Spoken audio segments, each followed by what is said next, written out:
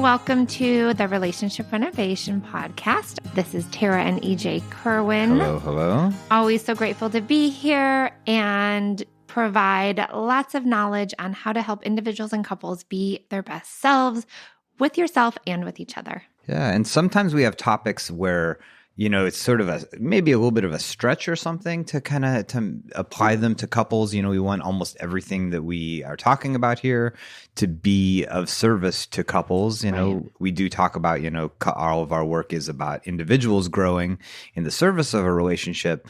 But this topic today, I think, is one that it is huge with couples. It is something that is, whatever is going on, whether it's something really big struggles that are happening or even just kind of the normal, communication and, just kind of the normal low level stuff that they face that's really important for them to deal with. And it's a concept called fierce accountability. And we're lucky enough to once again have Jessie Krall, a therapist at our center who's been on a number of times talking about a few different things.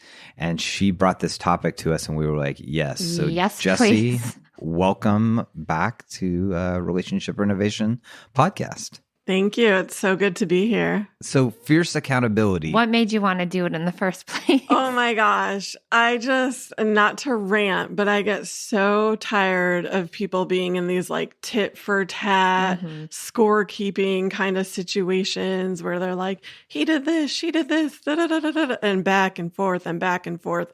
And I'm like, if you guys would just be accountable, life would be easier and you would feel more empowered. So I get super fierce about this topic and super passionate. Oh, you are fierce about them being accountable. Yes, I am. I really am. I'm like, your life would be easier and your relationship would be better. Let's do this. It is such go ahead, Tara. Well, I was just going to roll this into a really quick story yesterday because I was telling one of our coworkers, Jessie's doing a podcast tomorrow on fierce accountability, and I'm kind of doing some social media stuff around it. And so I said, when you're with your partner, what does your accountability look like? And she's like, I don't do that.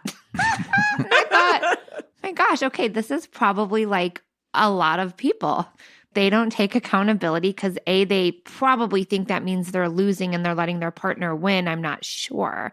So I think just starting off with a definition of what fierce accountability is could be a great start for our listeners. Yeah, help us out, Jessie. Yeah, okay. So for me, it's all about each of us in a relationship taking care of our side of the street, to quote probably AA or 12-step programs.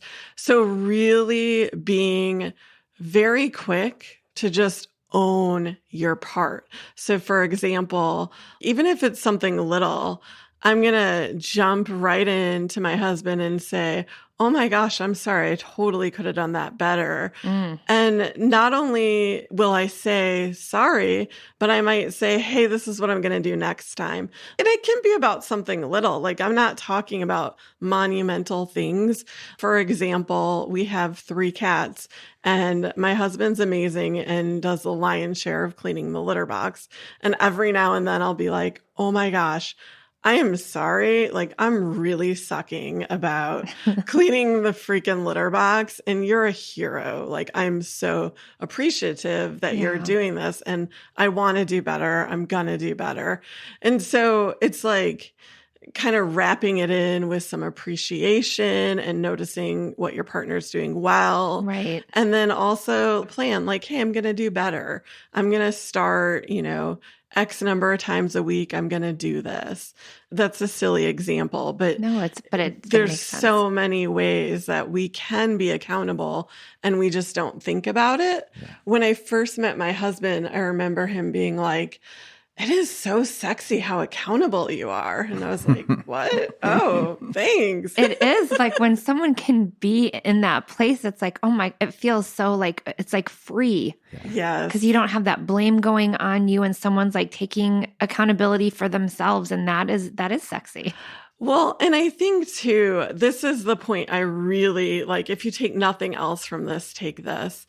So it is empowering when you choose to take fierce accountability.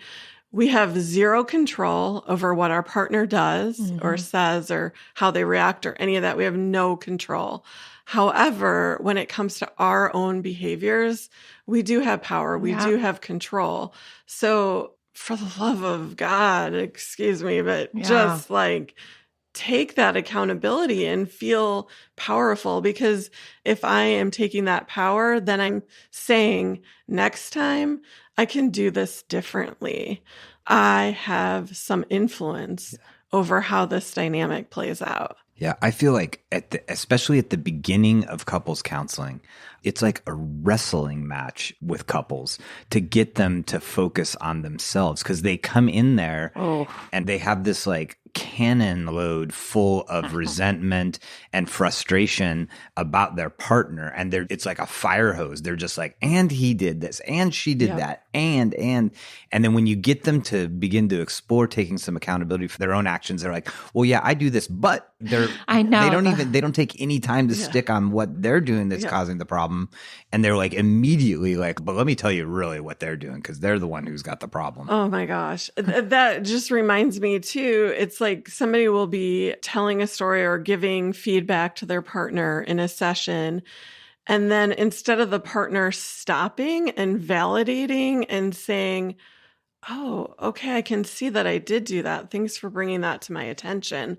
and just validating and sticking with it, they want to bring in a whole new topic, often something from the past. And I'm like, that's not justification. That's not going to work. Like, we're just talking about this one issue. Let's stay with the issue.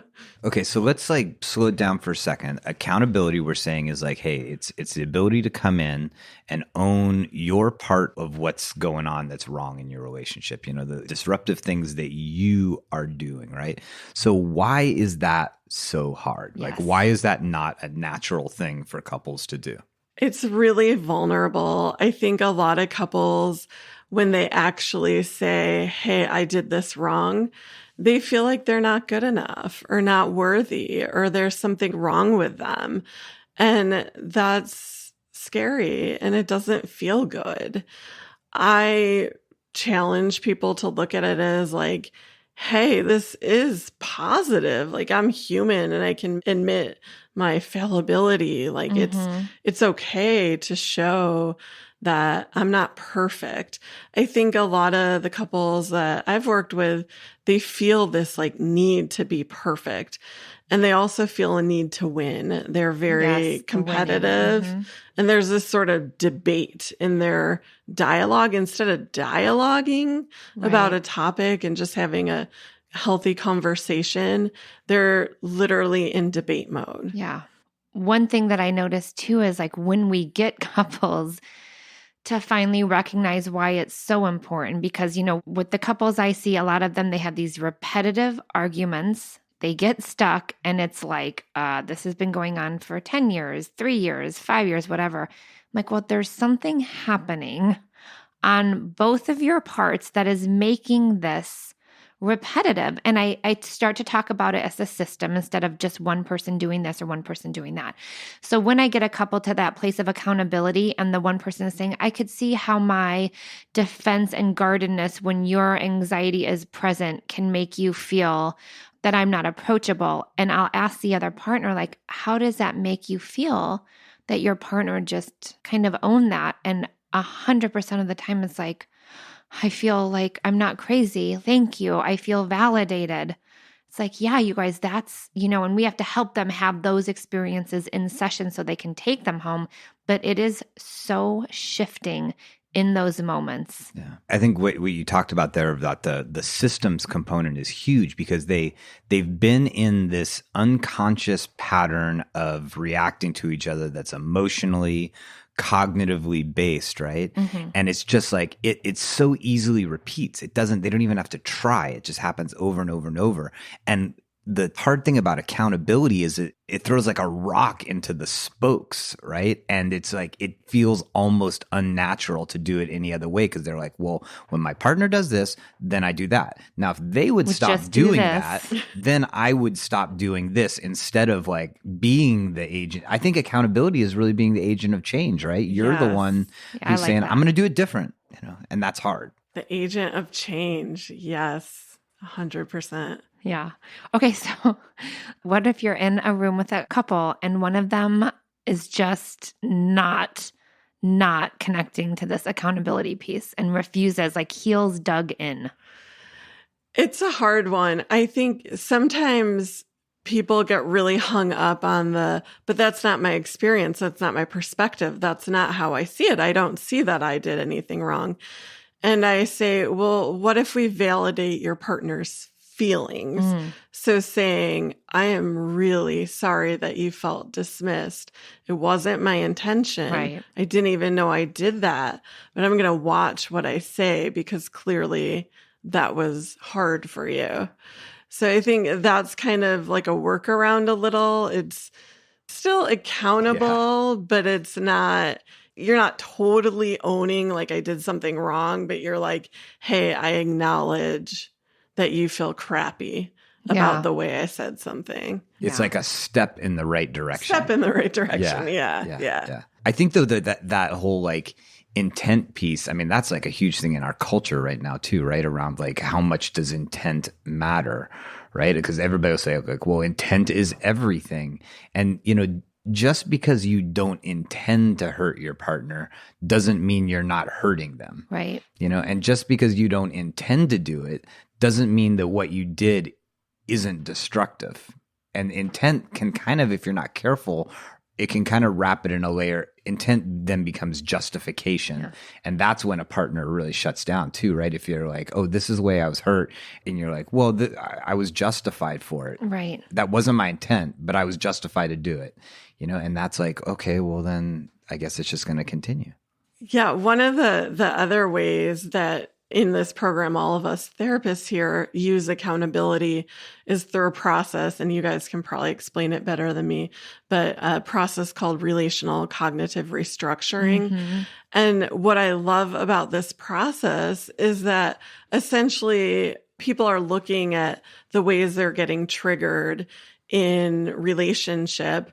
And instead of being like, oh my gosh, you suck, you did everything wrong, they're taking it inward and going, how did this affect me? What are my thoughts? What are my feelings? What are my behaviors? And what are the negative core beliefs that are associated? So negative core beliefs often start when we're young kids, and they can be things like, I'm not good enough, I'm a failure. So we're basically saying like, it's our own crap. That's the issue here. Yeah. It's not you.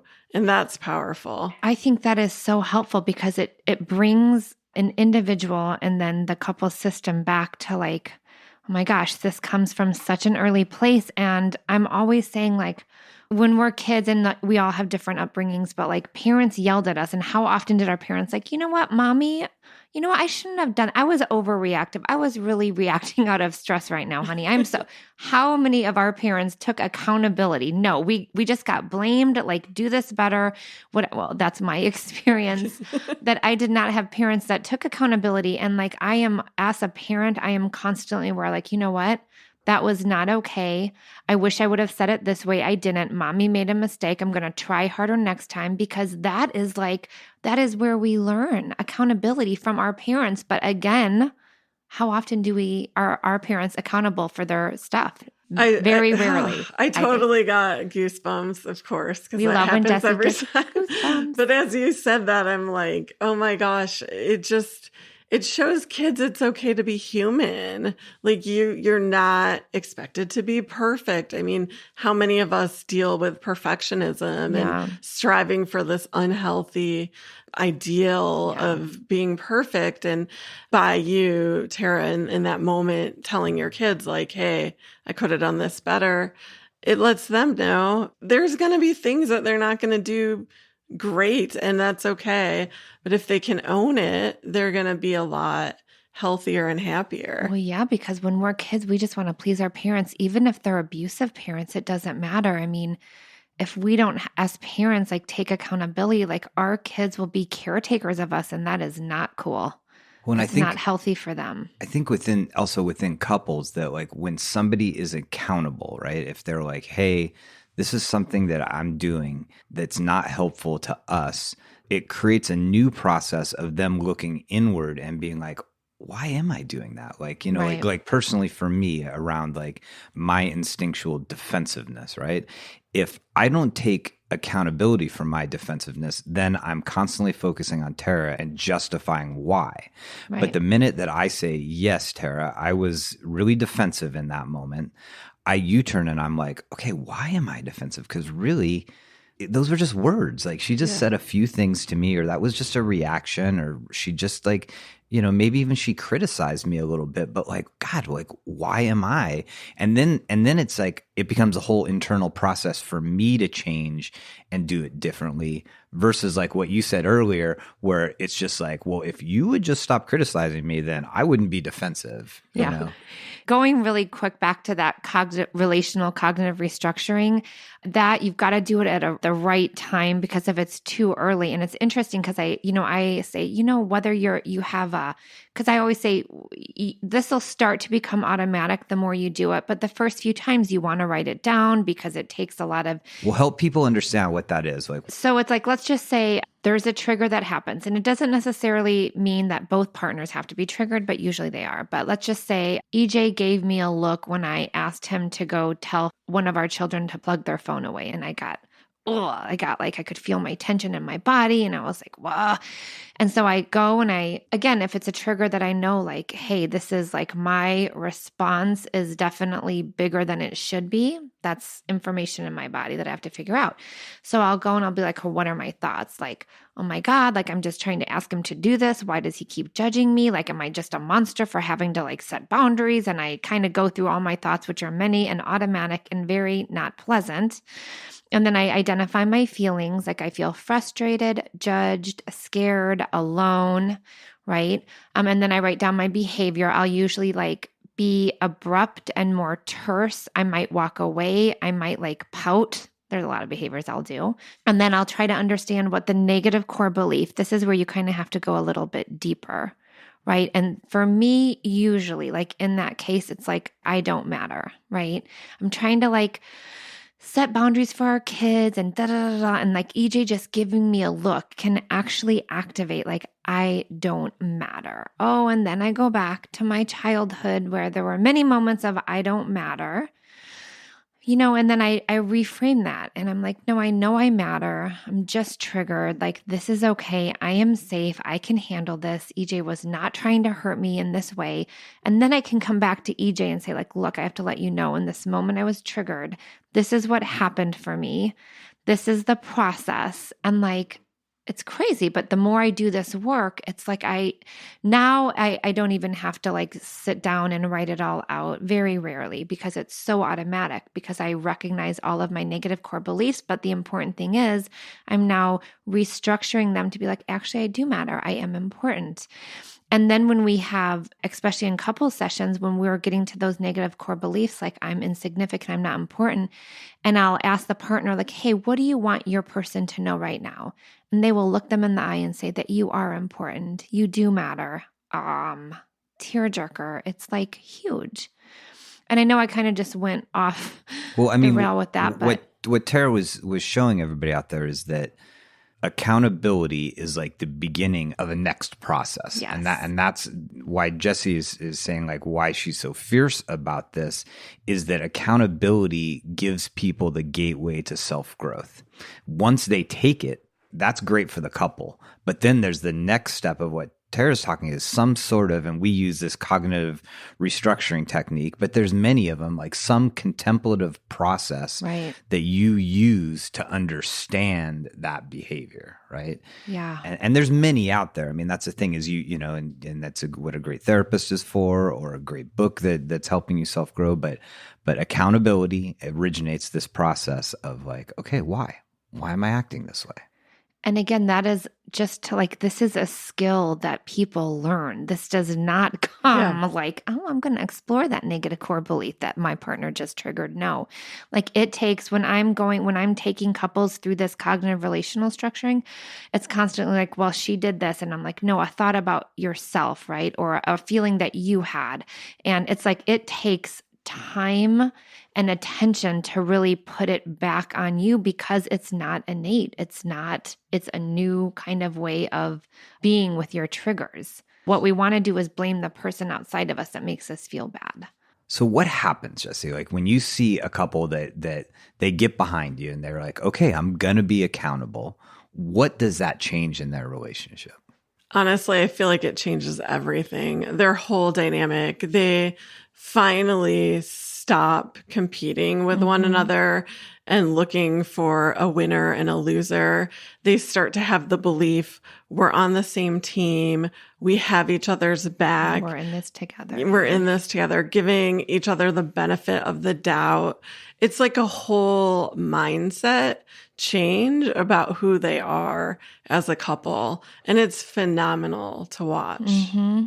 And what gums it up? Because it's also like our relationships, we also end up falling back into old patterns, right? So when you have a couple who's like trying to be more accountable to each other, but it's just like they're having a hard time getting momentum with it. Why is that? From what I've noticed, it's usually people who've been together for like 20 years and they've just been in these old patterns for so freaking long. They don't know how to just get out of the patterns. But also, I think it's vulnerable every time that you decide to be accountable. And a lot of people don't like being vulnerable because it's an emotional risk to be vulnerable, and you could get hurt and you could get rejected and you could get judged. And even if you have a safe, wonderful relationship, there's still a little fear for a lot of people in the back of our minds that this time the person could hurt us. Yeah. So it is a very brave thing to do, to take accountability. Yeah, and I think it's hard too because it's easy if both people in the couple are sort of in the same place with it and both are like, yeah, I'm going to be accountable. Yeah, I'm going to be accountable. But sometimes it doesn't sync up like that, right? And like one person is being accountable and the other is struggling to do it. And then that doesn't totally feel great for that person who's being accountable. And it's that's super hard. One of the big questions we talk about early on is like, who's the person to come back and initiate after an argument? And usually it's just one person. And the goal really throughout couples counseling and then checking in after is like, it's a nice balance of people checking in with each other, that it's not just on one person to constantly do the initiation of forgiveness. Yeah. So if somebody isn't in, because we do a lot of talking in here and we talk about the idea of like when people are in couples counseling, but a ton of people that listen to the show aren't in it, right? How do you walk out of this podcast after listening to it and apply this in some way? Like, what do you think? Like, what do you tell a couple? So in the most simplistic terms, when something difficult happens in relationship, slow down, pause, and look inward and just try to see what your own part is in this dance. The power of the pause and then looking inward. Yeah. I mean, because I don't know how easy it is to do it on the fly, especially if you're like, if you're in like a pattern of conflict with your partner that's just like, and not even like, horrible conflict, just, kind of your normal nitpicking at each other. I think it's hard to do it in those moments when you're most activated. And I think it's a little easier to be like, okay, I'm just going to start contemplating away from my partner. What are the ways in which I'm contributing to our negative patterns? Yeah. I love what you're saying. And I think there's a term that I love that's like, can we just circle back to this? And that's really a brave thing to say too. Like now we're out of the difficult moment. It's not happening anymore. So some people don't want to bring it up because suddenly is it going to make things worse? But being able to just really kindly say, hey, can we circle back to that moment? I was thinking about it and I realized I didn't show up as my best self. Yeah. And I really wish I could have done it better. And I am committed to doing better next time, and just have that moment. And I think if you really know, like, because we're going to mess it up and EJ's not going to know how to like be for me in certain moments and vice versa. And I'll be like, hey, EJ, this is what would have felt good for me in that moment. And I kind of like also help him at times so he can have like my language, because his language doesn't necessarily mean that that's going to soothe me. And he'll be like, okay, thank you. Yeah, I'm going to try that next time. I'll still get it wrong. And I'm like, no, I know. But like just being able to be like, hey, this is what would have felt really good. You're letting your partner know what you need, and it's okay. I think though, and this is like completely experiential on my side, is it's easier for me to take that feedback if there's been a solid amount of accountability first. Right. Because what you're talking about is circling back. I feel like that disarms me. When Tarah is able to come back to me and say like, hey, when this happened, I did this, and that, and I don't think it was helpful and all that. And like suddenly I kind of lay down my weapons, right. I suddenly my walls go down a little bit, and I'm like, oh, like she's approaching me. And then if she does move forward and is like, hey, can I tell you what would have been helpful? Then I'm ready for it. But if she leads with, hey, this is what you could have done differently. Again, I'm like, I never do that ever. I'm not ready. Like, I'm not ready to hear that. Like, even if I take the feedback, I'm doing it through tension. Yeah. I haven't been disarmed. And I think accountability like 100% disarms people, especially consistently using that tool is what really makes a difference, right? Oh, yeah, absolutely. This is a practice. And I love the word practice because you don't have to just get it right. You don't have to do it just once. There's going to be opportunity after opportunity after opportunity to practice it in any relationship because we're, two human beings trying to figure things out. And we both have different backgrounds, different upbringings, different things that make us tick. So just being willing to be in the practice.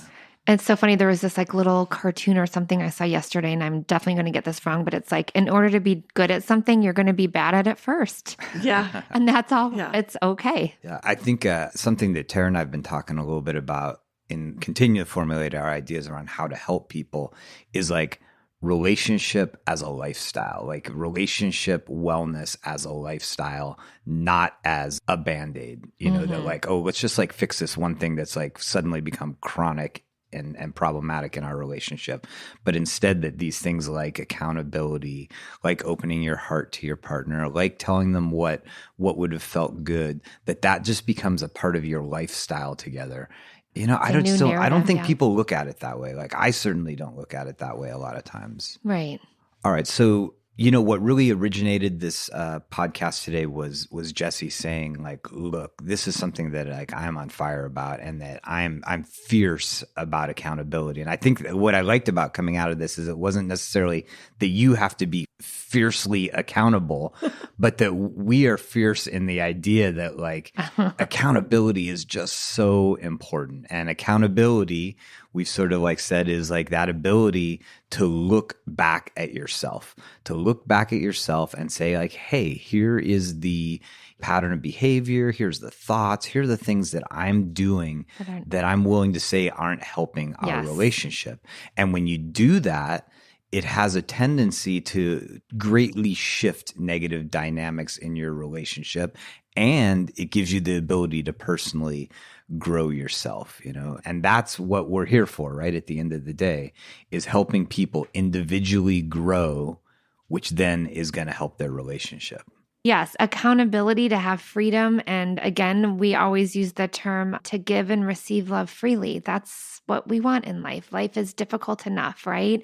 And we always say like, okay, when things are stressful out here and we don't feel connected to our partner, they are 10 times more stressful.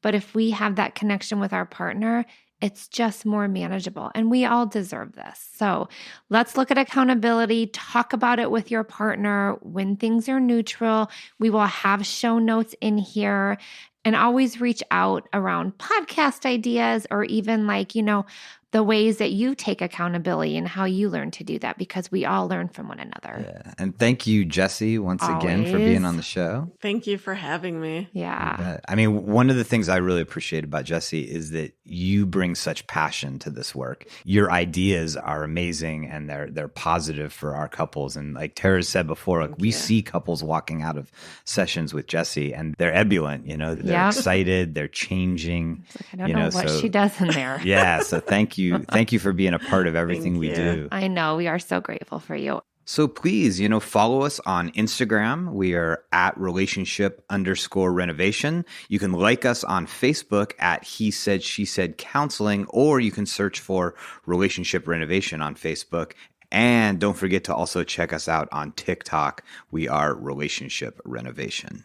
And if you have questions or feedback, send us an email at info@hesaidshesaicounseling.com. And as always, take care of yourself, take care of each other, and thanks for listening. Bye-bye. Bye. Me and you just singing on the train, me and you listening to the rain, me and you, we are the same, me and you have all the fame we need. Indeed, you and me are we.